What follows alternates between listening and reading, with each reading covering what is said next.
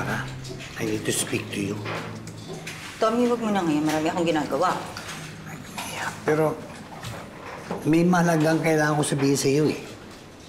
Uutang ka lang. Wala pa akong sweldo. Hindi ako uutang. There's something that you need to know. Bumalik ka na lang ng lunch break. But this can't wait. Tommy naman, huwag mo na akong kulitin ngayon. Aalis ako. Hindi, salamat. Napunta na ako sa Canada. Magmamigrate na ako.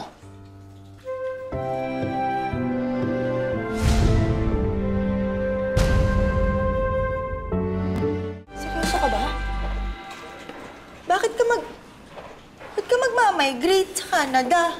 Kasi kinukuha na ako ng kapatid ko eh. Kailan daw alis mo? Well, dumating na yung papeles at yung plane ticket, so siguro next weekend, alis na ako. Ha? Bakit naman agad-agad hindi mo sinasabi sa akin? Okay, I'm really sorry, my love. Sa totoo lang, matagal nang inaayos na ito ng kapatid ko. Kaya lang, hindi ako naniniwala na matutuloy. Come on, don't cry. Come on. Paano tayo? Anyway, mauna lang ako doon. Tapos, kukunin na rin kita. Siguro in about 3 years. 3 years, ang tagal nun. Oh, kailangan ko kasi ayusin yung mga papeles mo doon. Tapos magtatrabaho pa ako. Sabi ng kapatid ko, bibigyan niya ako ng trabaho na as a caretaker ng bahay niya. Ayoko, Tommy. Huwag ka na mag-migrate sa Canada. Totoo ba? Magmamigrate ka na sa Canada? Oo. Hey guys, listen. Si Tommy, magmamigrate na daw sa Canada. Ha? Hindi nga. Mang Tommy, totoo ba? Alis na ako next week.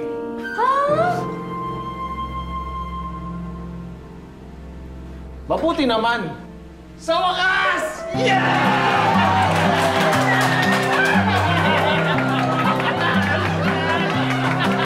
Hoy, pwede ba tigilan mo kami dyan sa drama mo? Anong drama? Yan, yung kunyari alis ka, pupunta kang Canada, tapos manghihiram ka ng pang-placement fee.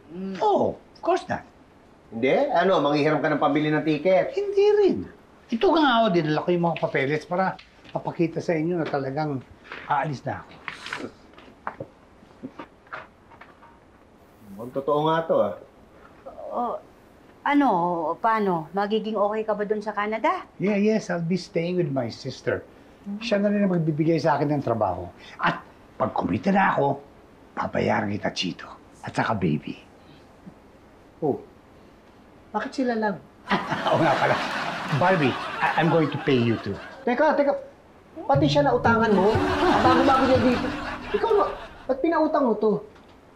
Because he said it was his mother who needed it. May utang daw ang ina niya. Pepito, dala ko rin yung listahan ng mga utang ko sa iyo. Ayan, ako, buti naman. Laki na. Hindi na. Diyan na yan. Hindi mo na kailangan bayaran pa yung utang mo kay Pitoy. Really? Diba? Anyway, thank you very much, Elsa. At gusto ko rin magpasalamat sa inyong lahat for treating me as part of the family. I'll never forget it. Okay? So, that's it. I gotta go.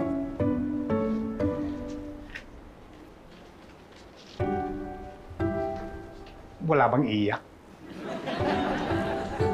Okay. Fine. I'm going. Teka. Pepito, my friend. I knew you were going to miss me. Miss, teka, hoy. May iwanan to, baka hindi ka matuloy.